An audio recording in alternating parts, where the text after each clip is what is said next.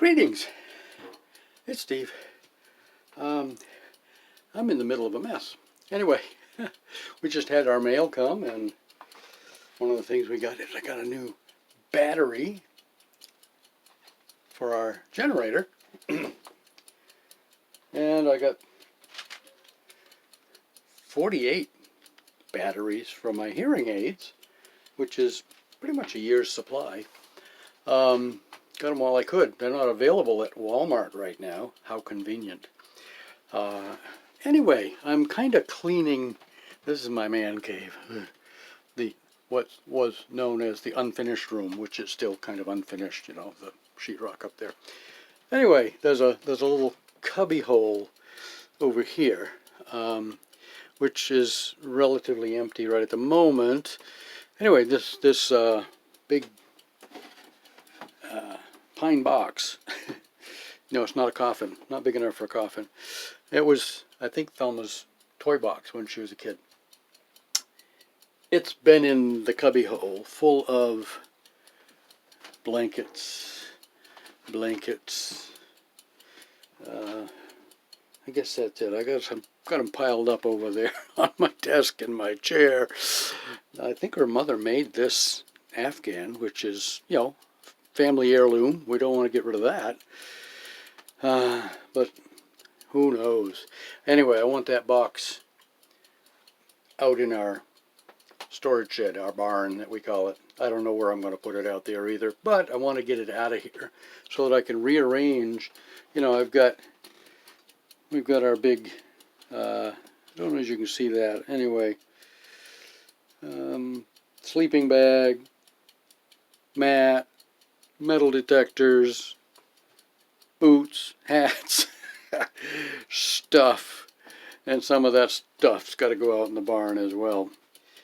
But, and then I've got my collection of totes over here in the corner. I've got 9 totes over there with various, you know, audio equipment, prepper stuff, clothes, extra clothes, spare clothes. That's where my camo pants were the other day that I had to dig through like 3 or 4 totes to find those. And I don't even know where they are right now. They're back there on top of a tote, along with a camo hoodie that I could wear. Anyway, yeah, I am in a gigantic mess here. It's a little before noon on Thursday, and we've had school. Forrest and I did school this morning. That he got done earlier than usual, so he's out playing a game on his tablet right now while his sister finishes up. Anyway, yeah, so I'm going to be making a trip to the barn with, yeah, there's our Thelma's nice doctor scales that she likes to keep track of things. We put those go in there under the lamps where we can, under the lamp where we can see the thing when I get it cleaned out and put stuff away. I've got radio equipment here. I've got a ham radio that a fella gave me. I need to get an antenna for. I've got an old stereo, nice Pioneer